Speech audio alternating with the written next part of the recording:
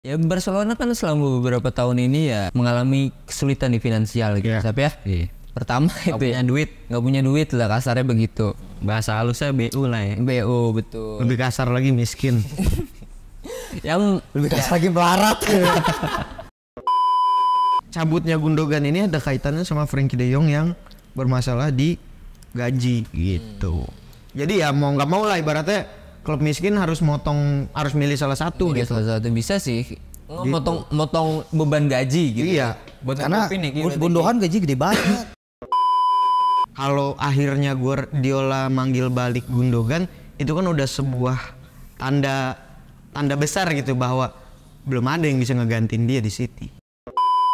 Paling nggak persaingan perebutan juara sama MU ya lumayan panas lagi ya.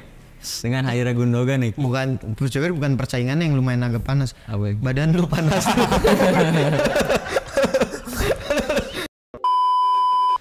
Kembalilah Ilkay, kembalilah. Itulah kata Pep Guardiola. Selengkapnya di obrolan bola anak rentang. Ngobrol santai, bahas bola, ganti kick bandot, cek sana, cek sini, tenang pisang tepis penalti, cuma di obrolan semua happy, ada Kiki Sawi Macan dan Dora Api, ngobrol sampai pagi, juga jadi gak perlu emosi. Yang penting hahaha. Kembalilah Ilkay, kembalilah anjing. Selamat pagi, siang, sore, malam pemirsa. Kembali lagi bersama Alsyaf di sini dan teman-teman Kong Media. Di kanan gua ada siapa? Seperti biasa Maca lah Maca. Di depannya Rizky. dan di sebelah kirinya. Nando Banteng. Merah nggak tuh? Boleh. Boleh. Lah. Saya dapat bagian mah. Ya, intinya kan itu, Sap. Nitip nyeruduk raja aja lah. Menarilah banteng. Toro. Iya, Toro betul. Toro kan. Betul. Toro Banteng. Bulls fighting. Spanola. Kabar mengejutkan datang dari bumi Spanyol. Parah. Ilkay Gundogan kembali lagi ke tempat dia berasal, Manchester City. Resmi ya. Resmi. Belum ya? Udah. Udah ya? Udah. Resmi. Per hari ini udah Ruigo ya? Here we go. Gokil. Ilkay Gundogan. Cak. Sebagai pecinta Barcelona ya. Pecinta kekalahan Barcelona. Nah itu dia. Apa yang membuat Barca ini melepas Ilkay Gundogan kembali ke City, Cak? Kemungkinan besar sih ya. Yang pertama kali ya Sap ya. Ya Barcelona kan selama beberapa tahun ini ya paling gencarnya itu mengalami kesulitan di finansial gitu, Sap ya. Iya. Pertama Nggak itu punya ya, duit. nggak punya duit lah, kasarnya begitu. Bahasa halusnya BU lah ya. BO betul. Lebih kasar lagi miskin. Yang Lebih kasar lagi melarat. ya segala macam udah dilakukan oleh dia dan banyak perombakan di musim ini setelah datangnya Hansi Flick ya, banyak kayak datang pemain siapa aja sebelum Dani Olmo. Baru Olmo doang Barca. Baru Olmo dong ya? Baru Olmo doang. Ya sebelumnya sampah soalnya pemberiannya ya. Iya. Itu belum masih Safi gitu. Guyu ke Chelsea. Kesukaan si Alsap sih Guyu. ya memaksa mereka untuk mengambil keputusan yang sangat drastis menurut gue ya.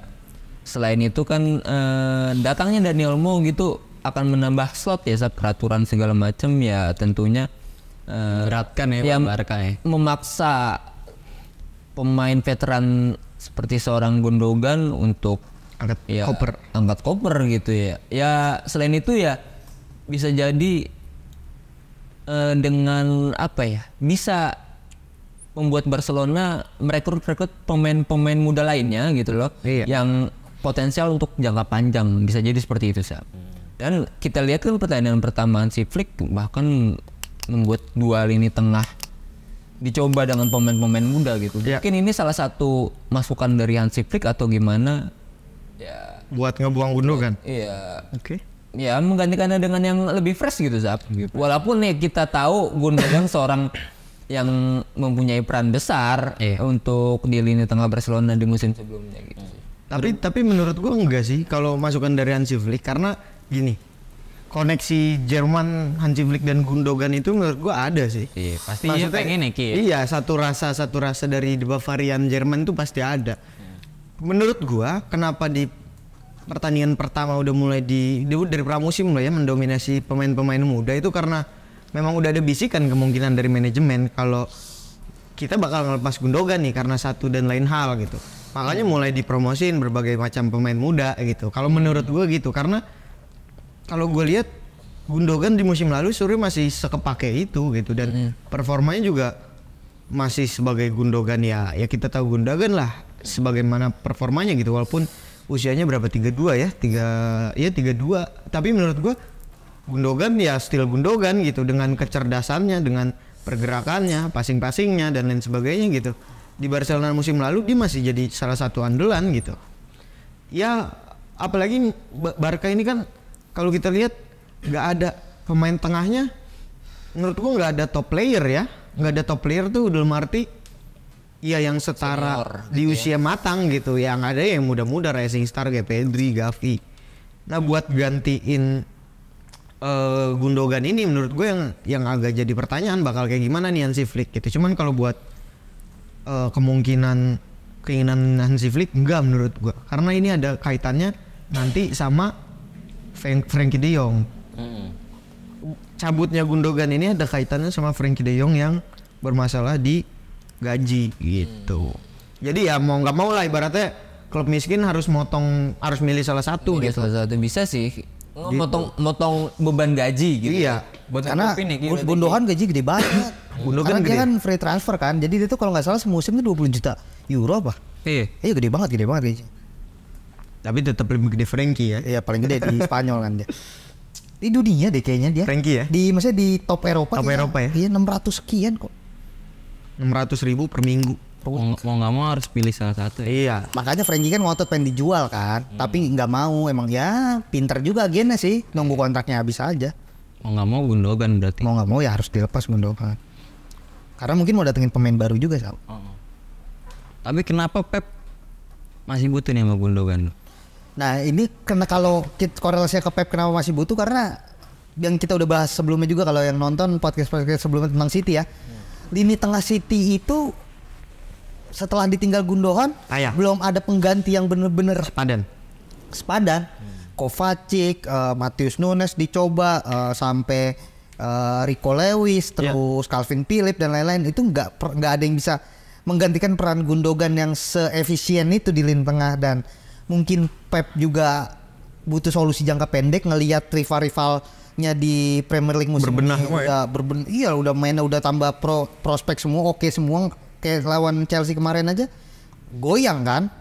Jadi ya solusi jangka pendek terbaik ya balikin Gundogan. Udah kenal sistem City, udah kenal taktiknya Pep, udah bonding sama pemainnya, tinggal ya lu main aja kayak biasa. Ibaratnya lu setahun dipinjemin lah kasarnya kan kayak gitu kan. Dan paling gampang itu ya.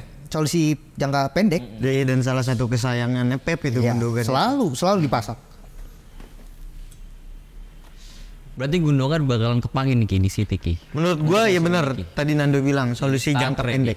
Bakal punya satu tempat tersendiri sih dia balik-balik, karena terlepas dari ada Rodri di situ, Bernardo juga sering di tengah gitu kan. Gundogan ini masih jadi aktor penting lah di City, karena gimana ya, gue ngeliat Gundogan ini beda gitu dari pemain yang lain ya Sab. Dia punya bisa dibilang salah satu pemain yang lengkap lah gitu. Lengkap dia, karena di Barcelona pun beberapa kali ditaruh di posisi DMF juga bisa gitu. Lu bayangin se useless apa Barcelona, udah pemain sekreatif Gundogan lu taruh defensif gitu. Dan tetap bisa gitu Gundogan menjalankan peran itu gitu. Makanya hal itu yang mungkin dicari juga sama Pep Guardiola ya kalau akhirnya Guardiola manggil balik Gundogan, itu kan udah sebuah tanda besar gitu bahwa belum ada yang bisa ngegantiin dia di City. Kan sesederhana gitu aja. Kalau ibaratnya kalau misalkan Pep Guardiola udah nggak mikirin Gundogan ya dia pasti udah fokus cari yang lain gitu. Sementara Yang di panjang proses lah. pencarian itu dia nggak nemu Apalagi pemain. seorang Pep ya. Iya. Dan dia nggak gampang nemu. banget nemuin talenta. Iya. Sampai dia mau balikin Iya. pemain berarti kan ada yang spesial nih sama Gundogan kan. Betul, jatuh lagi. Sespesial itu menurut gua nih anak. Cocok lah dia, cocok dengan taktiknya City tuh dia ngeblend. Iya. Pas lah ketemu Pep tuh. Emang ibaratnya Jodoh aja. jodoh. Dan selain itu di luar Pep dan City ya, Gundogan nih pemain jago gitu. Iya, loh. iya. Gitu loh. Punya Secara kualitas. pribadi gitu ya, Pribadi berdiri emang sendiri pemain dia jago. adalah pemain top Pemain gitu. jago, top, iya. Menurut gua. Ya karena kan di mana di Barcelona juga berapa kali jadi kapten. Betul. Di City juga udah jadi kapten. Nah, ya. itu dia. Maksud gua ya berbagai lah, dari skill, dari leadership, dari sifat. Dan dia bisa ngebagi peran sama De Bruyne, Iya. De Bruyne. Jadi Betul. nggak De Bruyne sendirian. Dia juga nomor 10 oke, nomor 8 oke dia. Ya itulah, balik lagi trio-trio zaman kejayaan City Iya, ya, Rodri, Rodri, Gundogan, De Bruyne. Berarti nggak bakal jauh-jauh dari musim-musim sebelumnya ya. Kemungkinan sih gitu, Zap. Posisinya Gundogan di City Iya. musim ini. Kemungkinan kayak gitu karena gue ngelihat beberapa tahun ya, mungkin semenjak Gundogan pergi ya, kreativitas City tuh kayak kurang, Sat. Lebih banyak Ganti-ganti terus posisi. ganti terus, lebih banyak nyucuk-nyucuk dari samping gitu. Menurut gue ya, dengan Doku. Doku, Bernardo sering ditaruh tengah, cuman akhirnya dia kan nyucuk dari samping, nggak De Bruyne lagi off. De Bruyne kan belakangan ini lagi off. Dan juga sering taruh di tengah. Ya, dan menurut gua dulu jawabannya ketika De Bruyne lagi off perform itu Gundogan gitu. Jawabannya adalah Gundogan. Dia bukan hanya bisa ngirim bola buat jadi peluang, tapi dia juga bisa langsung nyetak gol gitu. Dan itu yang hilang dari City semenjak Gundogan pergi. Makanya gue berharap, menurut gua nggak ada sama sekali ya penurunan permainan dari Gundogan selepas dia pindah dari City gitu. Makanya gue berharap baliknya dia bisa ngasih warna juga buat City gitu. Walaupun gue tetap berharap dia di bawah Arsenal. Ya banter-banter mungkin Kovacic ya kemarin dari pramusim gitu. Iya. Kovacic yang akhirnya ngisi posisi itu. Dapat beberapa gol dari sana. Cuma mungkin dari kacamatanya Pep gitu ya, Sap. Not good enough. Betul. Gitu. Ya mungkin secara 90 menit kurang cukup nih. Meskipun bisa cetak gol tapi mungkin peran yang diinginkan Ya. seorang Pep Nggak maksimal. ya bukan itu mungkin ya. Iya. Gitu ya, seorang gelandang, Sap, ya. Betul kata Nando kan biasa dibilang kan ya itu cetak gol mah urusan penyerang gitu ya. Iya, gelandang mah. Untuk gelandang layanin. Mungkin itu yang belum dilihat seorang Pep gitu, belum ada orang lain gitu. Belum kelihatan lah brilian pasnya Kovacic gitu ya buat ngebelah lini tengah lawan, lini depan lawan tuh belum kelihatan. Ya menurut gue emang nggak akan kelihatan sih, emang udah segitu aja. Ya Dia kan Kovacic mau 30 juga. udah prime ya. Udah 30 kayaknya deh tuh orang. Maksud gue nggak ada lah pemain yang bisa kayak gitu kecuali Modric menurut gue. Modric juga udah habis. Iya, maksud gue yang semakin Ya, si makin Modric kan ibaratnya late game tuh. Iya, late game. Nggak ada lagi pemain yang bisa late game. Oh, iya, sepengetahuan Toni gua. Kroos. Toni Kroos dari Toni awal Kroos udah dari jago. dulu. Toni Kroos dari awal udah jago. Cuman dia memang ya berhenti di usia top-topnya gitu. Cuma kurang dilirik aja di Iya. awal, tapi udah jago kalau kita nonton. Ya itulah makanya. Nggak ya menurut gua makanya itu salah satu alasan juga Gundogan dipinang balik sama Pep karena Kovacic ya nggak cukup. Faktanya nggak cukup gitu. Baik lagi Cas sebagai pecinta Barcelona, Cak. Pecinta kekalahan Barcelona. Pecinta kekalahan Barcelona. Menurut lu selama di Barca ini permainannya Gundogan gimana, Cak? Ya kalau Gundogan ya, Sap, ya salah satu pemain top dunia gitu, Sap. Gue rasa dia dibawa kemana juga nyetel ya. Iya. Jadi terus. Iya, main nomor 8 oke, main nomor 10 oke, ngelayanin striker oke, dribbling bola oke, apa pinpoint pasnya juga ada dia. Main di Barcelona dengan kombinasi dengan Pedri gitu kan. Frankie De Jong. Frankie De Jong bagus banget lah, Sap. Menurut gue ya salah satu kunci di Barcelona di musim-musim lalu gitu. Ya gue juga bingung kenapa Barcelona gitu loh kayak seorang pemain kayak Ferran Torres dipertahankan gitu loh. Nah itu. Sementara Gundogan yang harus dibuang. Gue juga aneh gitu ya. Gak tau gue obrolan di manajemen gimana sama Hansi Flick. Mungkin Hansi Flick juga. Karena udah ada gantinya Cam mungkin. Olmo kan udah datang. Oh bisa jadi. Ya. Olmo kan versatile ya. Jadi kemungkinan ditarik Pedri Gavi ke Olmo. bawah. Bisa jadi. Pedri Gavi Olmo. Ya itu, tapi kalau bukan dari internal kayak finansial gaji yang berat, kata gue sih nggak bakal Dipertahankan ya. Nggak mungkin dilepas gitu aja ya. lepas gitu aja karena impactnya bagus gitu loh. Saya Gundogan bukan yang flop, bukan yang ya nggak ada masalah gitu loh. Namun ya mungkin ada 1-2 Bukan kayak Guyu ya, Cak. Guyu. justru cari siapa nih yang menampung gitu kan. Kebetulan si Chelsea lagi ngejar target kan. Pemain mana nih yang bisa gue rekrut katanya. Cari cashback. Ada nih Bang, kasih murah aja Bang. Guyu. Gitu sih Sap kalau Gundogan di Barca ya. Jadi mereka gitu ya. Doh kemarin lu sempet bilang City musim ini udah nggak semenakutkan dulu. Nah dengan kembalinya Gundogan apakah akan kembali menakutkan Apakah berpengaruh besar nih kembalinya Gundogan di City Umur nggak bohong lah ya, Sap. 2 tahunnya Gundogan yang lalu sejago-jago Gundogan sekarang secara minimal banget stamina pasti berkurang. Ini pasti Stamina. Tapi untuk kreativitas akan ngedongkrak City sih menurut gua. Ya, kita belum lihat lah ya. Kita belum lihat Gundogan performa, tapi gue yakin oke sih dengan Pep, dengan timnya juga nggak banyak perubahan. Bondingnya beda gitu ya. Tapi secara usia, secara stamina, ya kita lihat lah. Tapi gue masih yakin City nggak semenakutkan 2 musim lalu. Masih nggak semenakutkan City yang sudah-sudah. Ya, karena faktor penentunya ya Kevin De Bruyne sih menurut gua. De Bruyne udah. Menurut gua ya De Bruyne iya. De Bruyne tuh udah tua loh. De Bruyne udah tua, udah 33 apa? 3-2. Udah abis menurut gua ya. Maksud Tapi gua udah bisa jadi gubernur ya 3-3 ya? Bisa. Sudah bisa. nyapres cukup. Bisa. Boleh. Nyapres Belgia. Iya, asal ada yang ngajak. Tapi bisa lah. Kan bapaknya temenan. Tapi bapaknya bukan presiden De Bruyne. Oh iya, gak bisa ya. Mungkin Bisa aja. Teman bapaknya kan. iya itulah. Teman bapak. Siapa tahu udah. Yang penting pernah jadi kepala daerah. Iya. Gak harus gubernur, gak harus Menantunya? wali kota juga bisa. Menantunya juga bisa. Banyak lah itu caranya itu kalau Banyak. Aman lah itu. Kalau pengen De Bruyne pengen jadi gubernur mah. Apalagi udah punya nama gitu ya. Iya, pengen nyapres aman itu. mana aja bos, Korea bos. Korea. Kalau kata Bambang Pacul ya. Bambang Pacul ya. Korea bos, aman aja bos. Lagi kan bisa diakalin nanti. Tinggal di-speak-speakin ke itu terkait kan yang ngurusin. Iya. MK Apa itu? MK DNZ. Oh, klubnya ini KMK itu KMK. Ya kurang 1 KMK Dense. Kan Belgia, Iya, kan? Belgia. MK Tominay. MK Donald. Fake Donald. Gitulah. Lanjut nih gimana kita Diki? Apa tuh tadi? Usia 32 dia. Oh, Si De Bruyne ya kan. oh si De Bruyne. Ya De Bruyne tuh kan usia udah 32-33 ya menurut gua. Dia udah berhenti. Udah mulai kendor lah. Karena mungkin secara permainan masih, tapi availability-nya, Cap. Ketersediaan dia itu sekarang lagi ringkih dia. Banyak cedera. Terus jarang dimainin full sama Pep. Jarang banget. Gua ngeliat tuh cuman terhitung di partai-partai besar doang gitu. Entah apa motifnya. Cuman menurut gua masalah fisik dia gitu. Sementara berbeda dengan Gundogan menurut gua. Gundogan itu di Barcelona masih main reguler.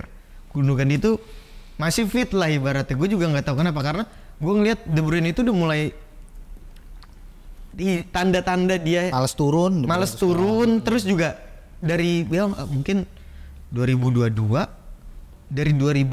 itu dia kan di Piala Dunia juga udah ngomong kalau Belgia nggak akan juara. Dia ngomong gitu. Maksud gue itu tanda bahwa hasrat dia dalam bermain sepak bola udah mulai berkurang gitu. Kan masa emas Belgia udah lewat. De Bruyne tuh kayak cross realistis. Iya, dan dia merasa kalau masa emas Belgia udah lewat. Berarti kan dia juga merasa bahwa masa emas dia udah mulai luntur gitu loh. Nah, gue menganggap bahwa hal-hal inilah yang bikin menurut gue De Bruyne udah mulai habis gitu, dan hadirnya Gundogan sih menurut gue bisa jadi ya balikin romansa mungkin 3-4 tahun lalu lah di City gitu. Paling nggak persaingan perebutan juara sama MU ya lumayan panas lagi ya. Dengan hadirnya Gundogan nih. Bukan persaingannya yang lumayan agak panas. Apa? Badan lu panas. Demam lu. Ya kalau ngomong skala lebih besar lagi menurut gue bukan De Bruyne aja ya. Menurut gue setelah puncaknya City itu ya treble musim kemarin. Setelah itu Udah hilang hasrat ya. mulai turun. Apalagi gitu. Udah mulai banyak kesalahan fundamental mungkin lelah juga ya pemainnya ya, mungkin udah di puncak karena udah ngerasain puncaknya. Jadi ya nggak ada yang selamanya di atas, Sap. Cocok lah jadi runner up ya kali ini. Cocok. Tapi jadi juara juga nggak apa-apa asal lawannya kotak kosong. Ya, kenapa sih setiap itu selalu ditutup sama statement aneh? Nggak mending milih. Bukan kita yang aneh, itu mereka yang aneh. Koalisi gendut itu yang aneh. Goblok ya, itu kan bikin 2 partai aja. Goblok ya. Kesel banget. Banyak mobilnya. Kata gua, mending udah kayak Amerika 2-2. Setiap pilpres adu-aduan tuh. Jadi kita tunggu aja ya hasil pilkada. Salah. Bukan. Klasemen Premier League. Klasemen Premier League musim ini. Tentunya saksikan juga episode-episode berikutnya Tuh. dari Kong Media. Dan tahun ini lagi tahunnya merah sih. Warna merah. Arsenal juara. Arsenal juara pasti. MU juga merah ya sahabat. Iya. MU lebih merah. Luntur. Nggak ada putih-putihnya soalnya. Blau. MU merah secabai bro. Celananya merah MU. MU sana merah juga. MU. Liverpool juga merah. Arsenal merah banteng. Arsenal merah kereng. lagi Kita ini nggak syuting di ruang PDIP ya, nggak di kantor PDIP nih ya merah-merah gini. Enggak ya. Tenang aja Pak Jokowi. Kita di United Indonesia Brebes.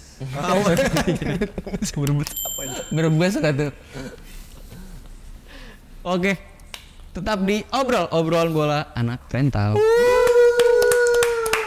Ngobrol santai, bahas bola, tapi kick mando, cek sana, cek sini. Tenang pisang tepis penalti, cuma di obrolan semua happy. Ada Kiki Sawi Macan dan Dorati, ngobrol sampai pagi juga jadi